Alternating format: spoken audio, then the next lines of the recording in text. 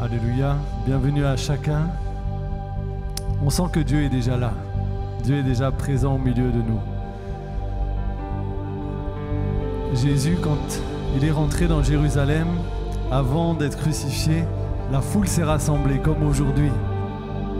Et ils ont crié « Hosanna, Hosanna, béni soit celui qui vient au nom du Seigneur ». C'était un cri de victoire pour dire « Voilà celui qui va nous sauver ». C'est Jésus notre Sauveur.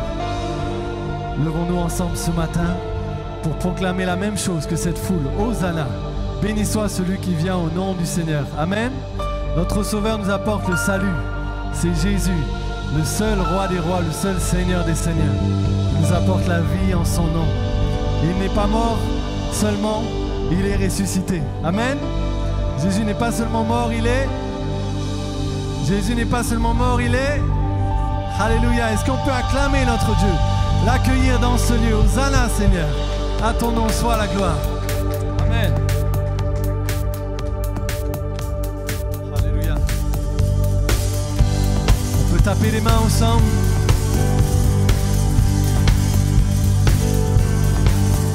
Un chant s'élève, les yeux se tournent vers toi. Se tourne vers toi. L'espoir, l'espoir renaît, les cœurs soupirent après toi.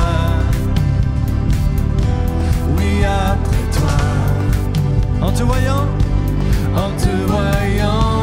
nous retrouvons la force de vivre. Quand nous sommes en ta présence, nos craintes fuient, elles s'enfuient. Hosanna, Hosanna, Hosanna. Tu es le roi, le sauveur. À toi la gloire et l'honneur. Hosanna, Hosanna, Hosanna. Nous t'accueillons parmi nous. Sois le bienvenu, oh Jésus. Entends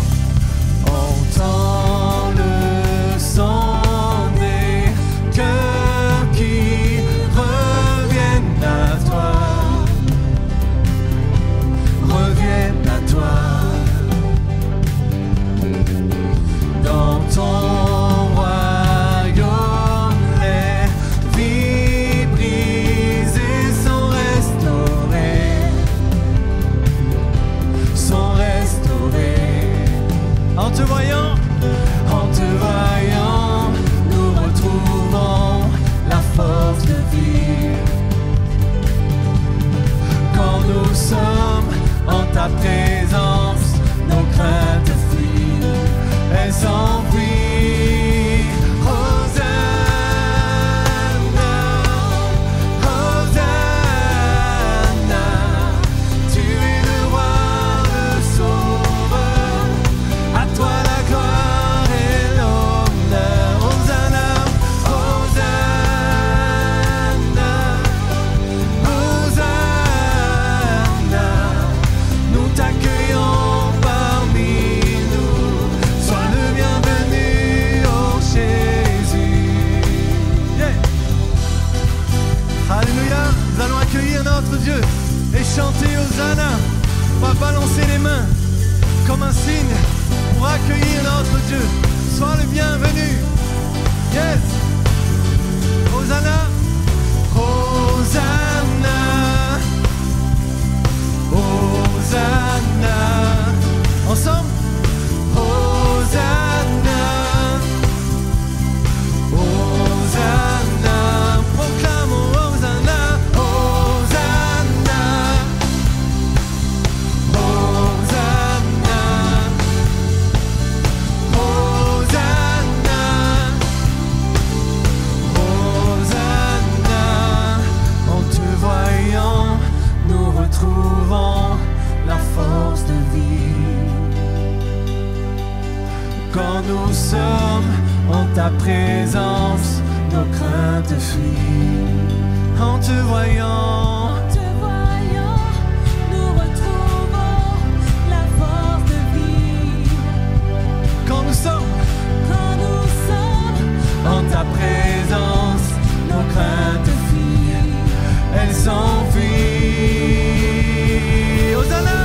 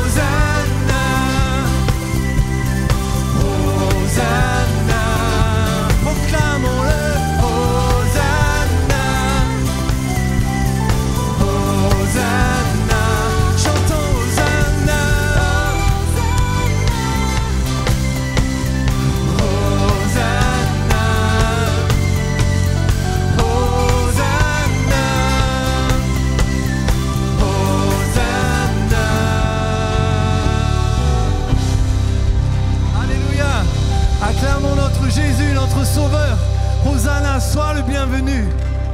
Jésus, notre Messie. Alléluia. Nous voulons t'accueillir, Jésus, au milieu de nous.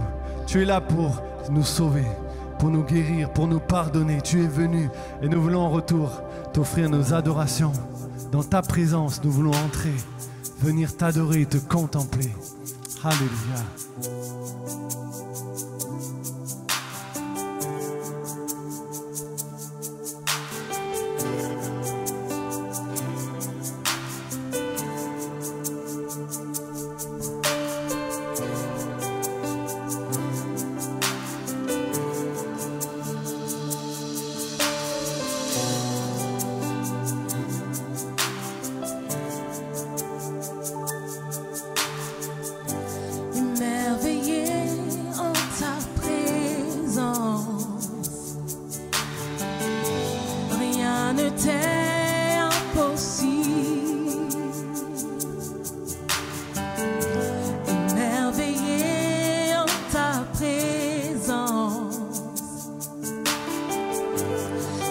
Joie me remplit,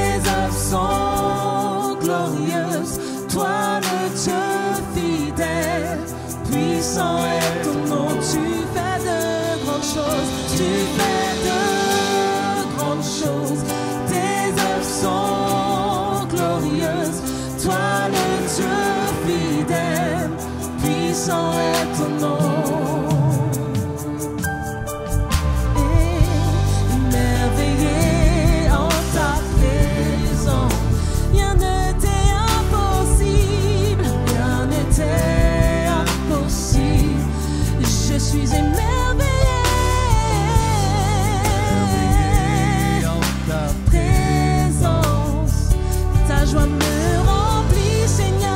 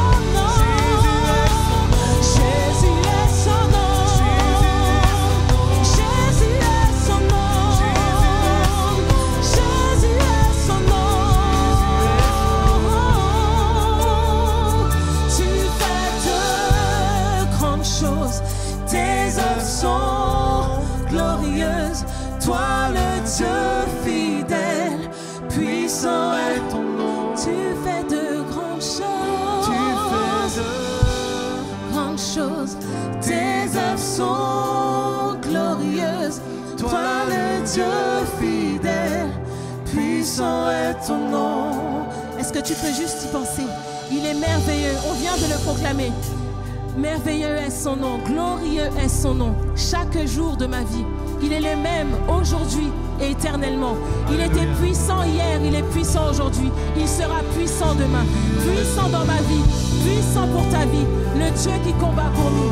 Oui, on veut le proclamer de tout notre cœur parce qu'il est puissant. Alléluia, Jésus est son nom. El Shaddai est son nom. Adonai est son nom. Elohim est son nom. Le Dieu qui pourvoit, le Dieu qui guérit, le Dieu qui pardonne, le Dieu qui change les vies. Jésus est son nom. Il n'y a pas d'autre nom dans le ciel et sur la terre qui peut nous sauver. Jésus est son nom. Jésus, nous t'appelons ce matin. Jésus, nous t'élevons ce matin. Jésus, nous te louons ce matin. Jésus, nous te prions ce matin. Jésus, nous t'acclamons ce matin. Jésus est son nom. Jésus, Jésus, Jésus, Jésus, Jésus, Jésus, Jésus. El Shaddai est son nom. Adonai est son nom. Prince de paix est son nom. Emmanuel est son nom. Emmanuel est son nom. Emmanuel est son nom. Oui, nous te louons ce matin parce que tu es le Dieu qui change les vies. Tu es le Dieu qui restaure les cœurs. Tu es le Dieu qui guérit les cœurs brisés. Jésus est son nom. Jésus est son nom. Il n'y a qu'un seul nom. Le nom de Jésus. Le nom de Jésus. Le nom de Jésus est si doux, si précieux, si merveilleux, si glorieux, si puissant. Jésus est son nom. Alléluia. Est-ce que tu peux le louer? Est-ce que tu peux le prier? Est-ce que tu peux l'adorer? Est-ce que tu peux l'élever ce matin? De tout ton cœur, de toute ton âme, de toute ta force. Proclame-le. Jésus est son nom. Jésus est son nom. Jésus est son nom. Oui, Jésus est son nom. Oui, je le proclame. Jésus est son nom. Oui, Jésus est son nom. Oui, Jésus est son nom. Oui, Jésus est son nom.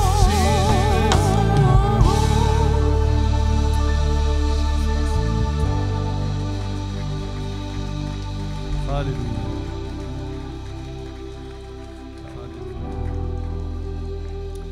Gloire à ton nom. Jésus est son nom et Jésus est là au milieu de nous. Alléluia. Venons l'adorer. Venons contempler que notre Jésus est vivant, que notre Jésus est le sauveur du monde. Alléluia.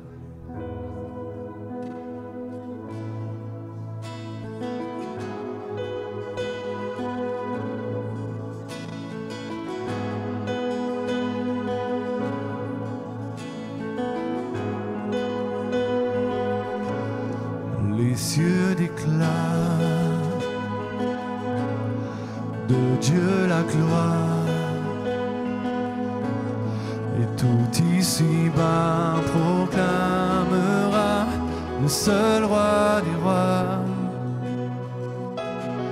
Les cieux et les mers élèvent leur voix, et tout ici-bas proclamera le seul roi des rois. Alors venons, venons l'adorer, venons l'adorer, Jésus-Christ, le Seigneur. Oui, venons, venons contempler, venons à ses pieds, Jésus-Christ,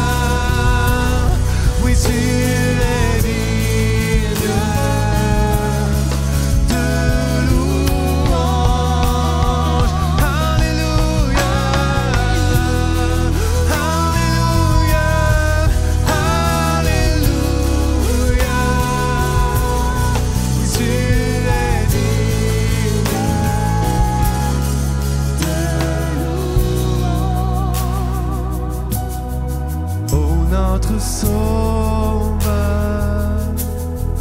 n'est-il pas merveilleux? Chante Alléluia, Christ est vivant. Venons à ses pieds, à lui la majesté.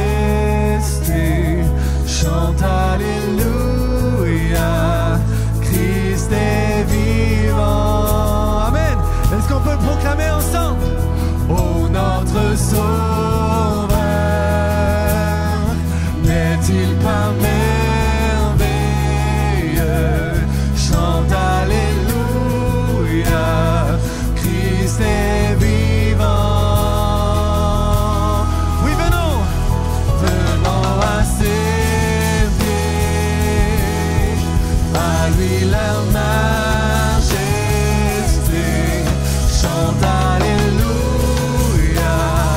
Christ est vivant. Oh, notre Sauveur, oh, notre Sauveur, n'est-il pas merveilleux? Chante Alléluia, Christ est vivant. Venons à ses pieds, à lui la majesté. Chante Alléluia, Christ est vivant. Venons, venons l'adorer, venons l'adorer. Jésus-Christ, le Seigneur. Oui, venons, venons contempler, venons à ses pieds. Jésus-Christ, le Seigneur.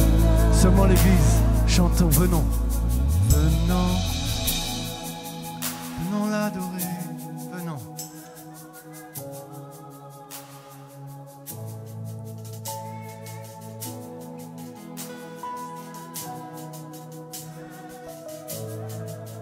Venons contempler.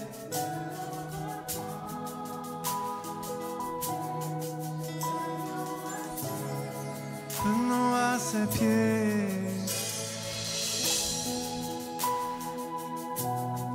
Le Seigneur. Alléluia. Élevons la voix tous ensemble pour adorer notre Dieu. Alléluia. Mon âme te loue et mon âme t'exalte.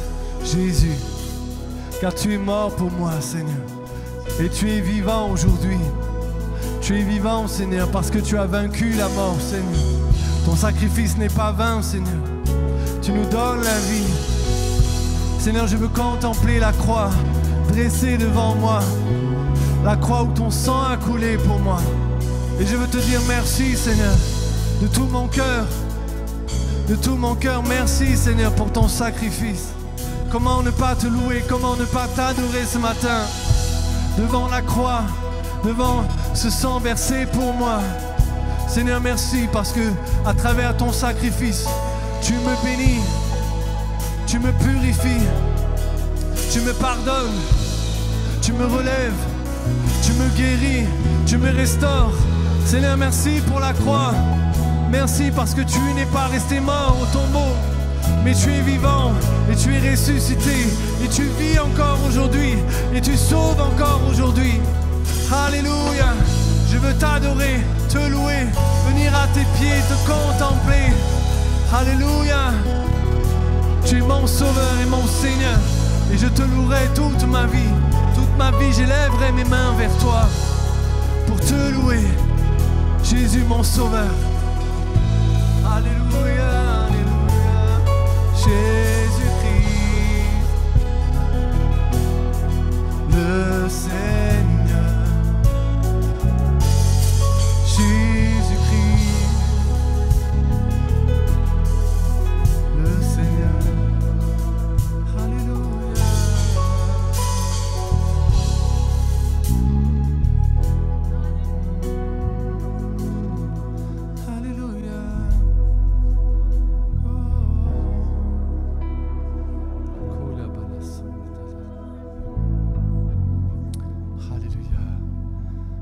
ce temps pour considérer la croix et tout ce que Jésus a fait pour toi.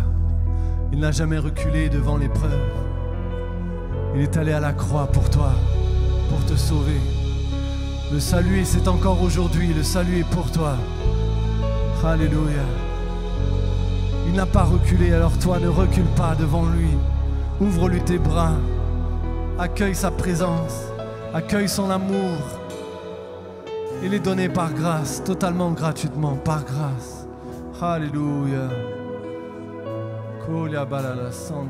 Quel amour pour toi. Quel amour pour nous. Jésus à la croix. Quel amour pour nous. Quel amour.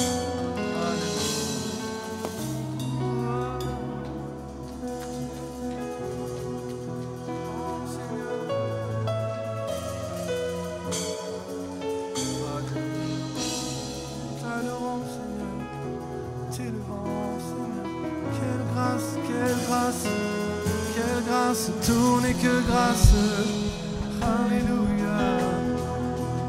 Déverse ta grâce, Seigneur, sur ton peuple. Nous contemplons ton amour, Seigneur. Ton amour nous inonde, ton amour nous inonde. Jésus, fais descendre ta grâce et ton amour, Seigneur, ton amour.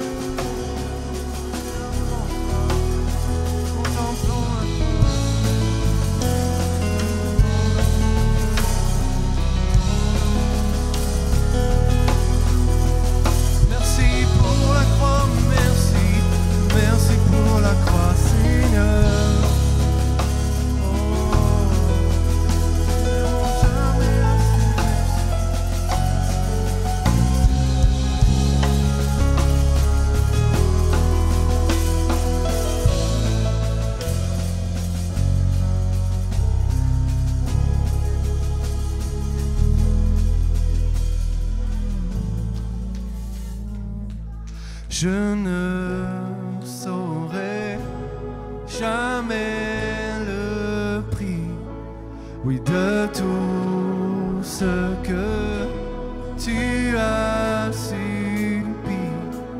Je ne saurais jamais le prix de tout ce que tu as subi. Chantons-le ensemble. Je ne jamais le prix de tout ce que tu as subi. Je ne saurais jamais le prix de tout ce que tu as subi. Oui, je te célèbre, oui, je te célèbre, et je me prosterne. Je veux proclamer ta majesté. En toi tout n'est que grâce, tout est admirable. Dieu, tu es si grand et bon pour moi. Oui, je te célèbre, et je me prosterne. Je veux proclamer ta majesté. En toi tout n'est que grâce, tout est admirable. Dieu, tu es si grand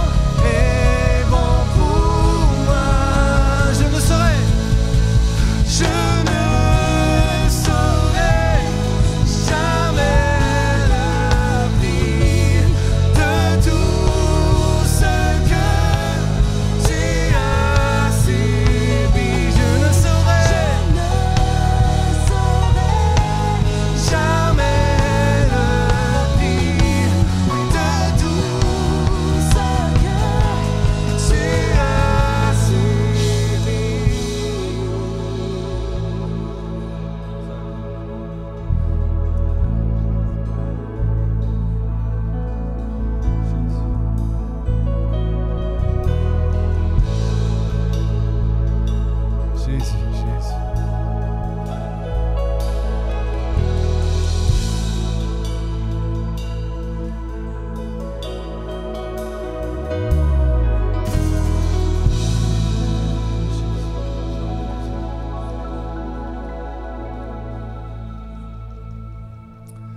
Alléluia. Dieu est bon. Dieu est bon. Alléluia. Merci Seigneur de nous avoir envoyé Jésus pour ce sauveur merveilleux. Ce sauveur qui sauve encore aujourd'hui, qui fait des miracles encore aujourd'hui, qui guérit, qui bénit encore aujourd'hui, qui relève, qui restaure les cœurs brisés aujourd'hui. Alléluia. Que le nom de Jésus soit béni. Que le nom de Jésus soit béni.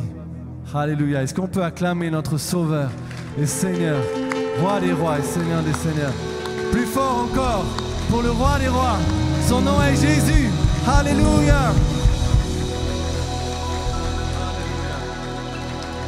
Gloire à ton Saint-Nom. Alléluia. Jésus est mort, mais bien plus il est. Jésus est mort et bien plus il est ressuscité. Alléluia. Nous adorons un Dieu qui est vivant.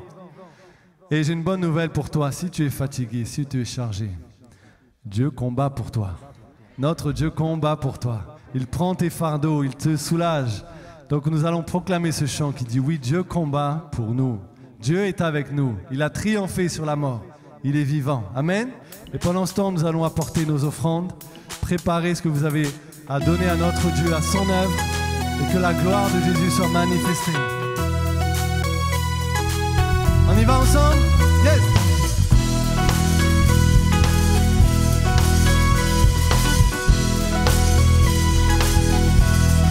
Oui, Dieu combat pour nous, Dieu est avec nous.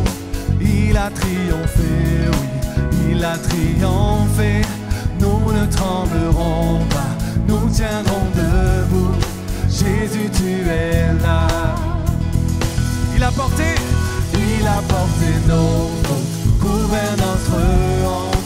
Il a triomphé, oui, il a triomphé. Nous ne tremblerons pas, nous tiendrons debout. Jésus, tu es là. Oui, Dieu combat pour nous. Dieu est avec nous.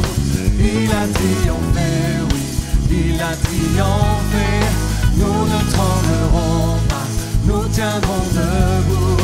Jésus, tu es là. Il a porté nos fautes, couvert notre honte. Il a triomphé, oui, il a triomphé. Nous ne tremblerons pas, nous tiendrons debout. Jésus, tu es là. Je vivrai, oui, je vivrai, car la puissance du ressuscité demeure en moi, et je suis libre au nom de Jésus.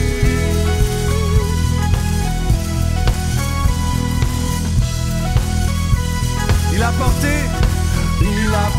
nos fautes, couvert notre honte.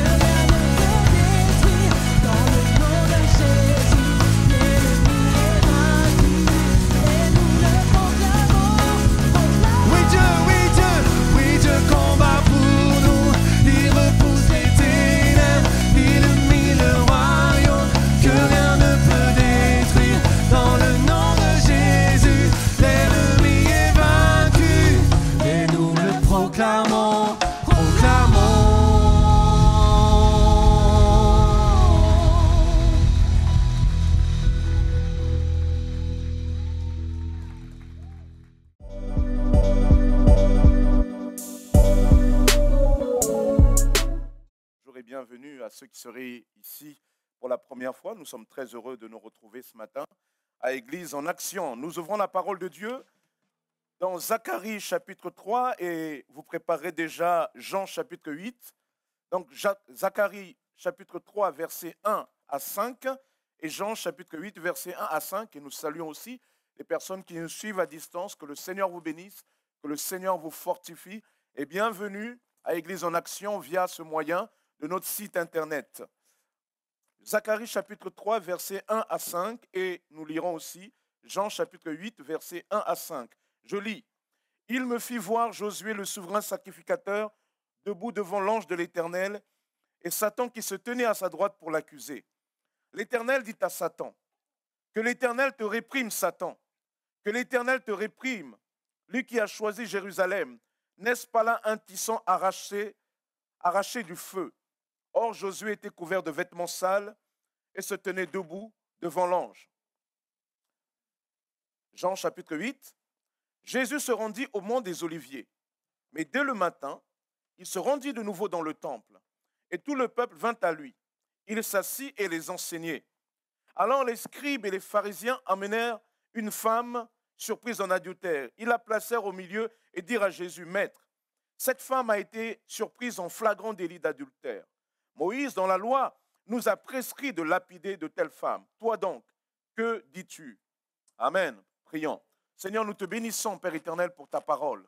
C'est une bonne parole qui est là pour nous faire du bien, pour nous faire aller de l'avant, pour nous faire comprendre combien tu es un Dieu puissant, combien tu es le Dieu vivant, qui est là, Père éternel, pour que ton Église, chaque jour, par ton Esprit Saint, avance. Alors, Seigneur, éclaire-moi, éclaire-nous, conduis-nous ce matin, Père.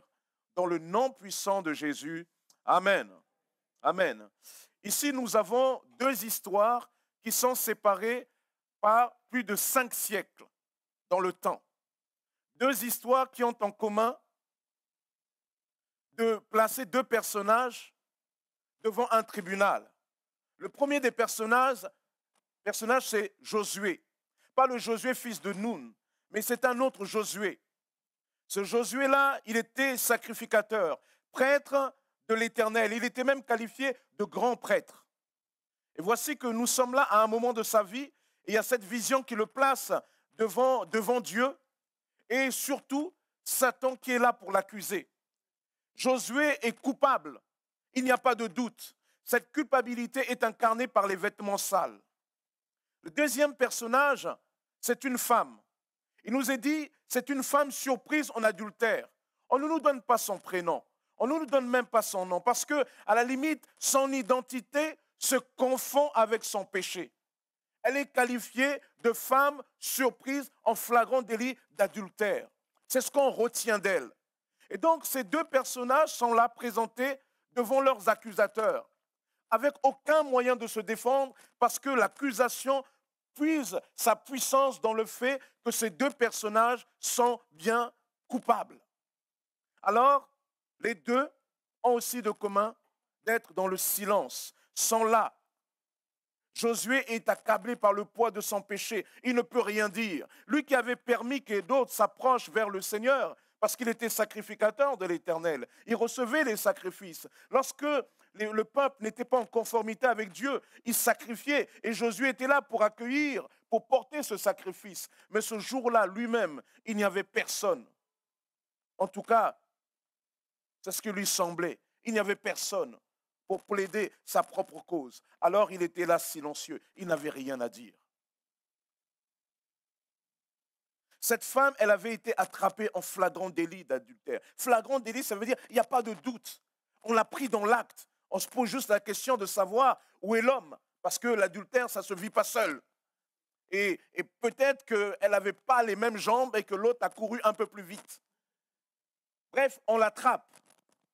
D'autant plus que quand vous voyez le contexte, ça semble, les personnes âgées sont un peu plus aussi, bon, ils sont là, hein, les docteurs de la loi. Hein. Alors, est-ce que peut-être pour ça que, bon, ils ont pu l'attraper, bon, bref. Donc, elle est là, et elle aussi, elle est là, silencieuse, forcée dans le silence, avec aucune solution, aucun moyen d'en sortir. Mais voici que ces deux personnages vont obtenir le secours. Et le secours va venir de quoi? D'une déclaration. D'une déclaration. Alors qu'elle ne pouvait pas se sauver par elle-même, une déclaration va être faite. Zacharie 3. L'ange, prenant la parole, dit à ceux qui étaient devant lui, ôtez-lui les vêtements sales. Puis il dit à Josué, vois, je t'enlève ton iniquité et je te revêts d'habits de fête. Je dis qu'on mette sur sa tête un turban pur.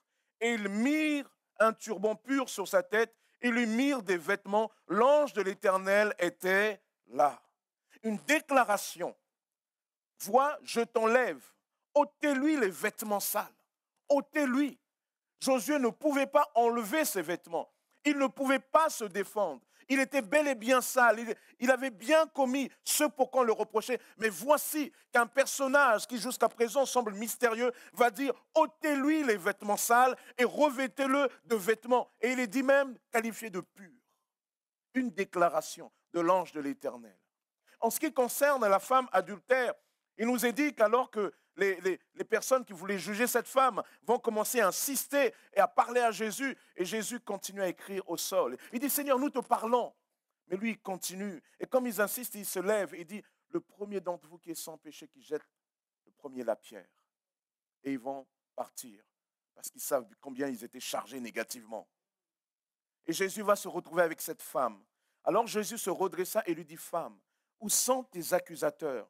Personne ne t'a condamné. Elle répondit, personne, Seigneur.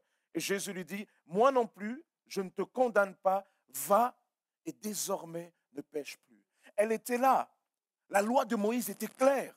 Elle avait été surprise en adultère. Elle savait, elle n'attendait que la mort. Elle était apeurée, terrifiée. Parce que la lapidation, ce n'était pas des petites choses. On vous jetait des pierres jusqu'à la mort. Elle était là terrifiée. Mais voici qu'une déclaration va venir. Moi non plus, je ne te condamne pas. Et ce qui est formidable, c'est que cette déclaration vient d'une seule, en fait, et même personne. C'est Jésus. Vous allez me dire, on n'avait pas Jésus dans l'Ancien Testament. En fait, si. L'ange de l'Éternel, c'est une préfiguration de Jésus. Il déclare, parce qu'il est dit dans le livre de Zacharie qu'il a le pouvoir de pardonner. Et vous savez que la seule personne qui a le pouvoir de pardonner, c'est Dieu. Et donc cet ange de l'Éternel, on voit là, c'est l'Éternel lui-même. D'ailleurs, quand vous regardez dans le passage de Zacharie, il y a une curiosité même dans le dialogue. Il est dit que l'Éternel dit que l'Éternel te reprime. On a l'impression que l'Éternel est comme dédoublé. Hein. En fait, voilà, il y a eu ici, là, il y a l'incarnation de la Trinité qui est là. Et Jésus va déclarer. Jésus va déclarer. Et s'il peut déclarer cela, c'est parce que lui, il était sans péché. S'il peut déclarer cela, c'est parce que lui, il n'avait pas à craindre. La seule personne qui pouvait faire quelque chose pour ces personnes-là, c'est Jésus. Et il va donner cette déclaration, et cette déclaration va fermer la bouche de l'accusation. Voyez? Ces déclarations de Jésus vont constituer comme une cuirasse. Et lorsque l'ennemi va continuer à accuser, il y a un moment donné, la déclaration de Jésus ferme la bouche à toute accusation. Amen. Cette notion de la justice qui est comme une cuirasse est développée avec Paul dans le chapitre 6 d'Éphésiens. Je vous avais dit dans le cadre de ce thème de l'année, au cœur de l'essentiel et particulièrement de ce trimestre où nous avons besoin d'être équipés pour l'essentiel, l'apôtre Paul estime que la cuirasse de la justice est une arme qui doit équiper aussi le chrétien. Ça fait partie des choses essentielles. Pourquoi ? Parce qu'une cuirasse avait pour vocation de défendre les parties sensibles, les parties névralgiques. Si on vous tire dans la tête, il n'y a plus de bataille. C'est clair. Mais la cuirasse, si par contre on vous perce le bras, on vous perce la jambe, mais vous pouvez encore agir. Il y a encore de l'espoir, on peut encore restaurer. Mais la cuirasse, quand on commence à toucher le cœur, c'est fini. C'est fini. La cuirasse protège les parties vraiment névralgiques, mortelles. Voyez ? Et là, Paul va dire que la cuirasse, ça va être la cuirasse de la justice. Cette justice dont on parle, va vous protéger de manière vitale. Autrement dit, c'est essentiel de revêtir la justice qui vient de Dieu. Amen. Donc, quelques mots peut-être aussi sur cette cuirasse. La cuirasse, voilà, vous la voyez. En fait, la cuirasse, c'est un peu comme je le disais une fois lors d'une étude biblique, c'est notre gilet pare-balles moderne. Ça vous protège le cœur, ça vous protège, voilà, etc. Et l'apôtre Paul va dire la cuirasse de la justice. La cuirasse de la justice, comme si la justice est un élément fondamental, est un élément important. Autrement dit, l'apôtre Paul dit, pour résister dans les temps difficiles, revêtez-vous de la justice. Soyez justes. Mais plus que cela, revêtez-vous de la justice. Et là, quand l'apôtre Paul parle de se revêtir de la justice, il parle d'une autre justice. Parce que pour l'Écriture, il est clair que notre propre justice ne peut pas satisfaire la justice de Dieu. Nos œuvres ne peuvent pas satisfaire la justice de Dieu. Et ça, nous devons en prendre conscience. Il est très important de comprendre, lorsqu'on parle de la justification, de quoi exactement nous parlons. La Bible enseigne que lorsque nous sommes touchés par le péché, il y a au moins 4 actions qui se passent en nous. Nous sommes souillés par le péché. C'est pour cela que le sang de Jésus a besoin de nous purifier. Nous sommes souillés, c'est pour ça que nous avons besoin de naître de nouveau. La Bible enseigne aussi que lorsque nous donnons notre cœur au Seigneur, la relation avec le Père et avec les autres est perturbée, voire rompue. C'est pour cela que la nouvelle naissance en Jésus, c'est reconnecter avec Dieu. Jésus va dire en Jean chapitre 17, 3, « Père, or la vie éternelle, c'est qu'ils te connaissent, c'est qu'ils se reconnectent avec toi. » La Bible enseigne aussi, lorsque nous péchons, nous sommes privés du ciel.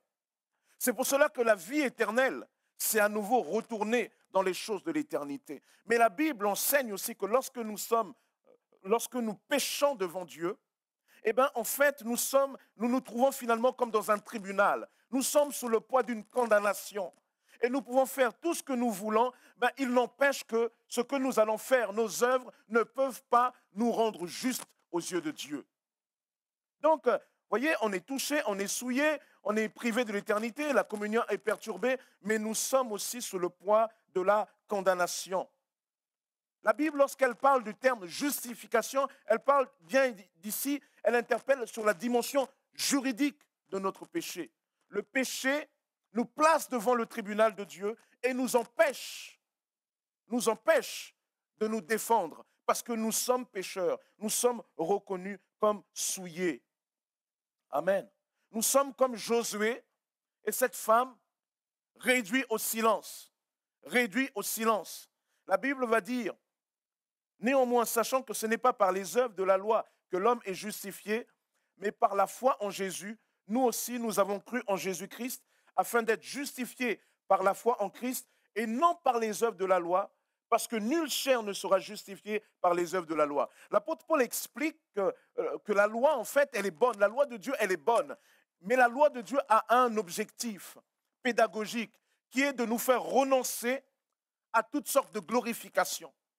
Que Dieu donne sa loi et la loi de Dieu est comme un miroir, comme pour nous dire, voilà ce que moi, Dieu, j'attends de toi, mais toi, tu as conscience que tu ne peux pas répondre à ce que Dieu attend de toi. Donc la loi est comme un pédagogue qui dit, tu ne peux pas répondre. Parce que la Bible dit, tu ne tueras pas, tu ne voleras pas, tu ne convoiteras pas les choses de ton prochain, la femme de ton prochain, tu ne convoiteras pas son bien, etc., etc. Respecte ton père et ta mère, etc. Premier commandement accompagné d'une bénédiction. Il y a toutes sortes de choses. Et souvent, nous sommes là, nous disons, oh Seigneur, le premier commandement, il n'y a pas de problème. Je l'ai fait deuxième. Oui, mais après, tu as dû prendre avec le 4, 3, 4, 5, 6. Et la Bible dit que lorsque tu as un problème avec l'un, tu as un problème avec tous. Et donc la loi est comme un pédagogue qui nous dit, tu ne peux pas. La loi a pour objectif de nous faire crier vers Dieu et de dire, Seigneur, tu attends telle chose de moi, mais je n'y arrive pas, je ne peux pas. S'il te plaît, viens. S'il te plaît, viens. La loi a pour objectif de nous dépouiller de toutes sortes de justice personnelle qui pourrait nous dire, Seigneur, toute ma vie, j'ai tellement aidé les gens, j'ai assisté telle et telle personne. Et la Bible dit, il n'empêche que tu es un pécheur. Et le salaire du péché, c'est la mort, c'est-à-dire la séparation éternelle avec Dieu. Et donc, nous sommes là devant le tribunal de Dieu. Nous ne pouvons pas nous sauver par nous-mêmes. Alors, nous avons besoin d'une déclaration. Nous avons besoin d'un mot de Dieu.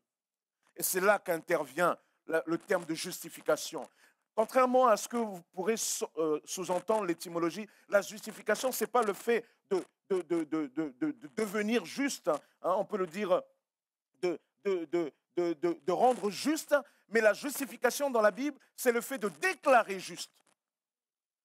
Dieu, vous ne devenez pas, quand la Bible parle de la justification en Jésus, ce n'est pas le fait de se rendre juste, mais c'est Dieu qui déclare juste. Et Dieu vous déclare juste comment? Parce que la Bible va dire que lorsque tu pèches devant Dieu, c'est comme si tu as un compte, tu as une liste qui est inscrite devant le trône de Dieu, tes péchés cachés, tes péchés pas cachés. Dieu connaît cela. Dieu inscrit ça dans une sorte de liste.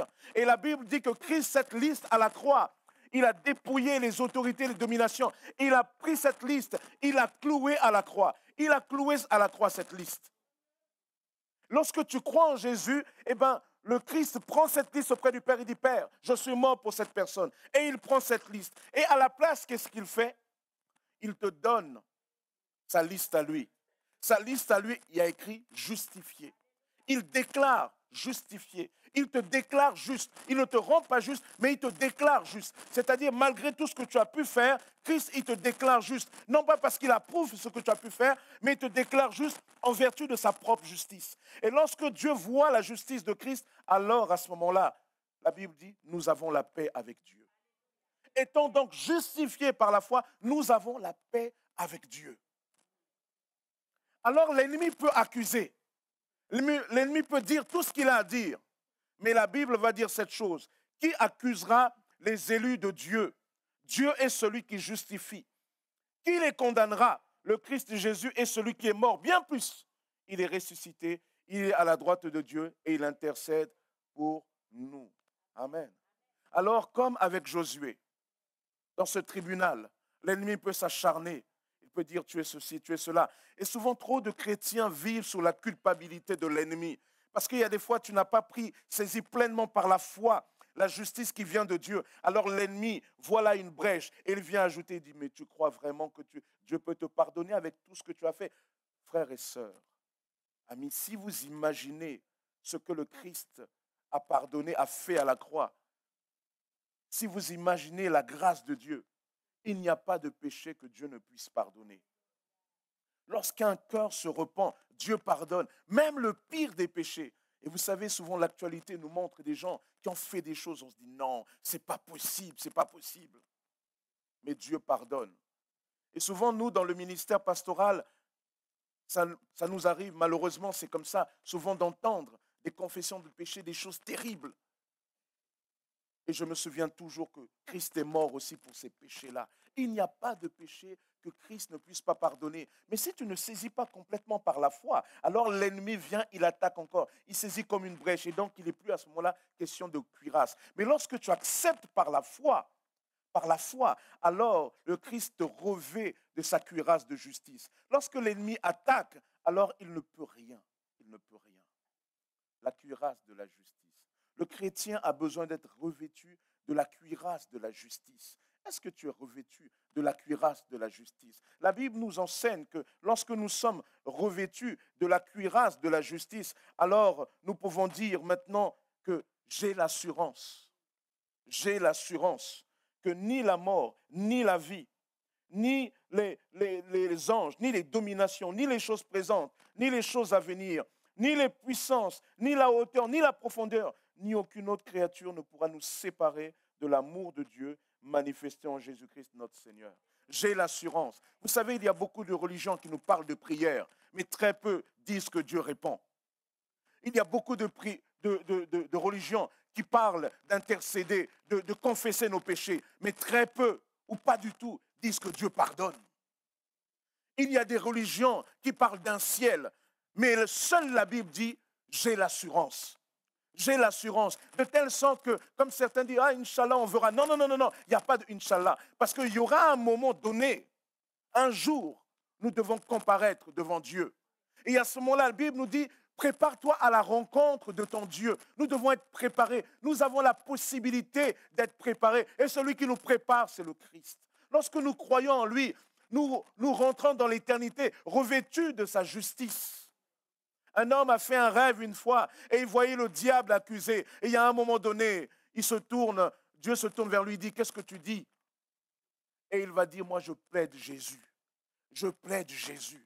Parce qu'il savait qu'au stade où il était, il n'y avait pas d'autre moyen. Il n'y avait qu'une seule personne qui pouvait faire quelque chose. C'était Jésus. Et lorsque le Christ viendra, il devra nous voir revêtus, non pas de notre propre justice, mais la justice qui vient de Dieu. Amen. J'ai l'assurance, la Bible nous dit. J'ai l'assurance. C'est pas, je sais pas, on verra. Non, j'ai l'assurance. La Bible parle de l'assurance du salut. Beaucoup parlent de salut d'un Dieu. Si tu fais ceci, il aura cela. Mais même si, j'ai eu à discuter même souvent avec des amis, notamment musulmans, mais d'autres, parce que cette pensée, ce n'est pas que dans l'islam. Souvent, on dit, oui, mais si tu fais des bonnes actions, eh bien, tes bonnes actions, c'est comme dans une balance. Il y a l'ange là, qui compte. Il y a un autre ange qui compte le mal. C'est pour cela qu'il y a eu même des superstitions qui disent, tu ne craches pas sur la gauche, pas, sur la droite, parce qu'il y a l'ange de, vous voyez, etc., etc. Mais tout ça, c'est les choses fabriquées par les hommes. La réalité, c'est que même si ce principe était là, tu n'auras jamais l'assurance que tu seras sauvé. Qu'est-ce qui te dit que tu as fait beaucoup plus de bonnes actions que de mauvaises? C'est terrible. Or, si tu passes de l'autre côté et que tu te rends compte qu'il y en avait plus de mauvaises actions, tu ne peux pas revenir en arrière. La Bible dit qu'il est réservé aux hommes de mourir une fois, après quoi vient le jugement. Il n'y a pas de purgatoire. Il n'y a pas de purgatoire. Il n'y a pas de personnes qui, restées sur la terre, vont faire des messes et des messes pour qu'il y ait un moment donné, tu t'échappes de ce lieu où tu es supposé rester. Il n'y a pas de purgatoire.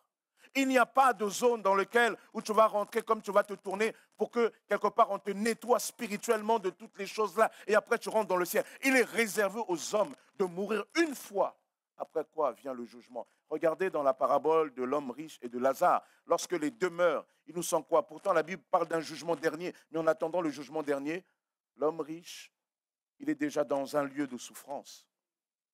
Par anticipation, Lazare, parce qu'il était croyant, pas parce qu'il était pauvre, parce qu'on a fait de la pauvreté comme une sorte de valeur. Ce n'est pas du tout l'enseignement. Mais parce qu'il croyait, c'était un fils d'Abraham, qui malgré sa pauvreté était dans la foi. Parce qu'il était là, à ce moment-là, il nous est dit que Abraham, l'homme Lazare, il était déjà dans le sein d'Abraham, dans le lieu d'attente. Il était déjà dans une forme de félicité. Il est réservé aux hommes de mourir une fois. On ne peut pas dire « je verrai ». La Bible enseigne et dit « prépare-toi à la rencontre de ton Dieu ». C'est-à-dire tu dois savoir au moment de ta mort que si tu passes de l'autre côté de la tombe, le Christ est celui qui t'accueille en disant « viens, bon et fidèle serviteur, fidèle servante, entre dans la joie de ton maître ». La semaine dernière, j'ai une sœur en Christ qui est décédée. On était ensemble dans le groupe de jeunes. Et une autre m'a appelé, m'a dit « mais Sostène, est-ce que tu as appris la situation ?» J'ai dit « ben non, qu'est-ce qui se passe ?»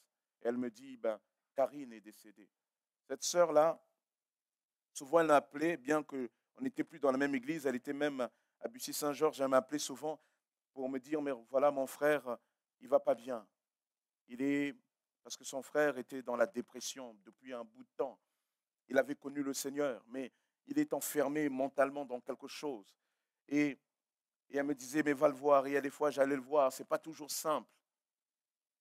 Et elle était comme l'élément fort, à mes yeux, de cette famille dont la maman avait été enterrée il y a quelque temps de cela. Ils étaient deux frères et sœurs. Un frère et sœur, le papa, ça n'allait plus. C'était un couple qui avait divorcé avec des souffrances, une difficulté dans le rapport au père. Donc, ils n'étaient que tous les deux. Et c'est là qu'on m'annonce que Karine est décédée. Et elle laisse un garçon de 19 ans. Et donc, j'ai discuté avec... ils m'ont demandé de préparer l'inhumation qui aura lieu demain. Et en discutant, je discutais avec le jeune garçon. Je lui disais, comment ça va? Et il me disait, ça va, je persévère. Et il va à l'église. Et il disait, mais tu sais, Sostène, maman est auprès de Jésus. Que c'est beau d'entendre ça. Maman est auprès de Jésus. Voilà ce que la Bible enseigne. J'ai l'assurance que ni la mort ni la vie. J'ai l'assurance que lorsque je passerai de l'autre côté, le Christ est celui qui m'attend. J'ai l'assurance. Ce n'est pas de l'incertitude, c'est j'ai l'assurance. Amen. J'ai l'assurance. Et celui qui a cette assurance-là, lorsque l'ennemi attaque dans la tête, alors à ce moment-là, cette personne peut être certaine que la justice de Christ est cette cuirasse. L'ennemi peut attaquer et c'est là que cette personne oppose la justice de Christ. J'ai l'assurance que ni la mort ni la vie, ni les puissances, ni les anges, ni les dominations, ni les choses présentes, ni les choses à venir, ni les puissances, tout cela, ni la hauteur, ni la profondeur, ni aucune autre créature ne pourra nous séparer de l'amour de Dieu manifesté en Jésus-Christ notre Seigneur. J'ai l'assurance. Lorsque l'ennemi attaque, j'ai l'assurance que Christ est celui qui me revêt. Alléluia. Le Seigneur veut que tu apprennes, que tu revêtes cette cuirasse de la justice. Cette justice qui n'est pas basée sur toi, mais qui est basée sur l'œuvre de Jésus-Christ. C'est une déclaration de Dieu. C'est une déclaration de Dieu et tu dois l'accepter. Tu dois revêtir ce vêtement. Et lorsque l'ennemi vient accuser, vient t'affaiblir, parce que tu es venu au Christ, mais il y a des choses encore du passé qui te hantent. Tu dois revêtir la cuirasse de la justice. C'est cette cuirasse qui va réduire au silence les attaques de l'ennemi. C'est cette cuirasse qui dira, oui, j'ai été cela, Satan, mais aujourd'hui, Christ est ma justice. Christ est ma justice. Il est celui qui me fortifie. J'ai l'assurance. Amen. Et l'assurance, ce n'est pas du ressenti, c'est la foi. La Bible dit que cette justification, nous y avons accès par la foi. Souvent, on essaie par les œuvres, mais c'est par la foi. J'ai l'assurance. Ah oui. Alors, ennemi, Satan, tu peux attaquer. Tu peux essayer de perturber ma pensée. Mais moi, j'ai l'assurance. J'ai l'assurance. Christ est ma protection. Christ est ma justice. Et nous allons voir la prochaine fois que cette justice de Christ doit s'exprimer aussi dans notre quotidien, dans une vie juste. Et lorsque nous sommes dans une vie juste, dans le rapport aux autres, nous bénéficions aussi de cette cuirasse, de cette justice qui est une cuirasse. Amen. Mais il faut d'abord parler de la justification de Jésus. Jésus est celui qui nous déclare juste. Lorsque tu es déclaré juste, la Bible dit, alors nous avons la paix avec Dieu. Lorsque la Bible parle de la paix avec Dieu, elle parle de cette notion, le shalom. Shalom, nous sommes dans le shalom de Dieu. Le shalom de Dieu, ce n'est pas simplement, je le dis encore, un traité de non-agression. Le shalom de Dieu, c'est Dieu qui vient à nouveau manger avec toi. Il vient manger avec toi. Il vient partager avec toi. Il vient restaurer la communion. Il vient te parler. Il vient te dire, je suis là. Je suis là. Le shalom de Dieu. C'est bon à un moment donné dans notre vie, lorsque nous rencontrons toutes sortes d'épreuves, c'est bon d'être en paix. Nos vies ne sont pas parfaites. Il y a des personnes, en raison de leur vie, souvent, le diable vient essayer de les hanter encore des choses du passé. Mais il est bon de savoir que quelque part, au-delà des hommes, même si les hommes ne me pardonnent pas, moi, je suis en paix avec Dieu. Seigneur, j'ai fait ce qu'il y avait à faire au niveau des hommes, mais Seigneur, ça ne donne pas le résultat. Mais je sais une chose, je suis en paix avec Dieu. J'ai l'assurance. J'ai l'assurance. Alors, si je suis en paix avec Dieu, les attaques de l'ennemi ne me font rien. L'ennemi ne peut plus me placer comme Josué devant le tribunal. On ne peut plus m'amener comme cette femme surprise en adultère, parce que désormais, Christ a déclaré des choses sur ma vie. Je suis aimé, je suis purifié, je suis pardonné, je suis justifié. Et cela ne vient pas de moi, ça ne vient pas de ce que je ressens, mais ça vient de ce que le Christ lui-même, il le déclare. Souvent, nous devons accepter par la foi cette déclaration de Christ. Seigneur, tu déclares cela. Je ne sais pas pourquoi tu le déclares, mais je l'accepte par la foi. Et lorsque nous revêtons la justice de Christ, quand la justice de Christ est mise à notre compte, lorsque nous l'acceptons, alors là, cette justice devient vraiment une cuirasse qui protège les zones sensibles, les organes vitaux de la vie chrétienne. Nous avons besoin véritablement de méditer cette parole. Nous avons besoin de grandir dans la foi. Tu as besoin de cela parce que tu as besoin de te consolider, tu as besoin de te fortifier. Tu as besoin en quelque sorte de faire du fitness spirituel. Tu as besoin de faire des abdos spirituels. Tu as besoin de te consolider spirituellement. Un sportif de haut niveau, il s'entraîne. Il ne suffit pas juste, quand vous courez, vous savez, pour avoir fait de la vitesse en athlétisme, il ne suffit pas juste pour courir vite. En fait, il ne faut pas s'habituer à courir. Vous savez, un entraînement de vitesse en athlétisme, c'est souvent moins de temps sur la piste, c'est autant de temps souvent dans la salle de musculation.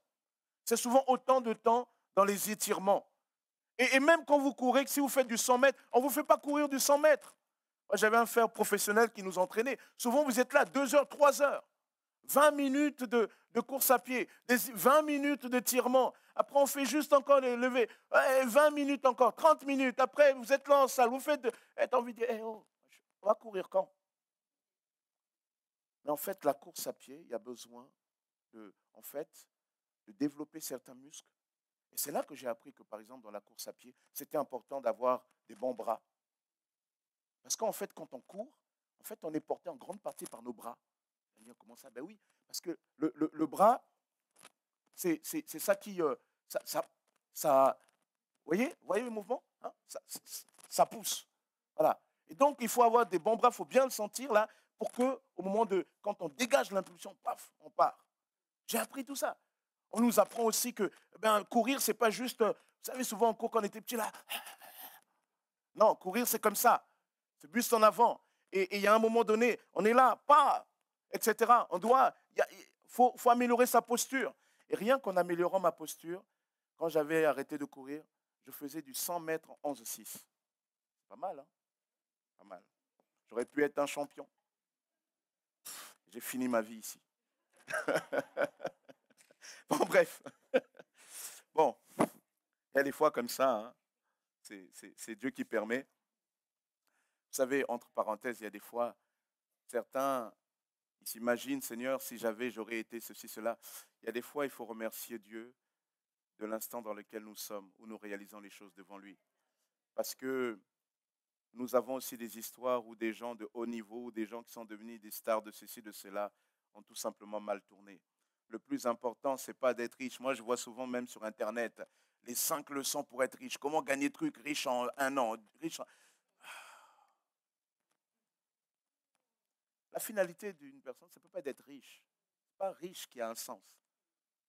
Dis à la limite comment mener à bien ses projets, comment rentrer dans les projets. Riche. Vous savez, l'argent ne dit jamais non. Hein. L'argent ne dit jamais non. Il ne dira jamais non. Il te dira toujours, oui, pas assez. Pas assez. Pas assez. Il te donne 2 000 aujourd'hui, tu veux 4 000. Quand tu as 4 000, tu veux passer à 12. Quand c'est à 12, tu aimerais bien avoir 20. Quand tu as 20, tu dis, et si j'arrivais 50? Et quand tu as 50, tu dis, ah, et si j'allais tenter les 100? Et quand tu as 100, tu dis, ah, ce serait bien qu'un jour qu'on m'appelle millionnaire.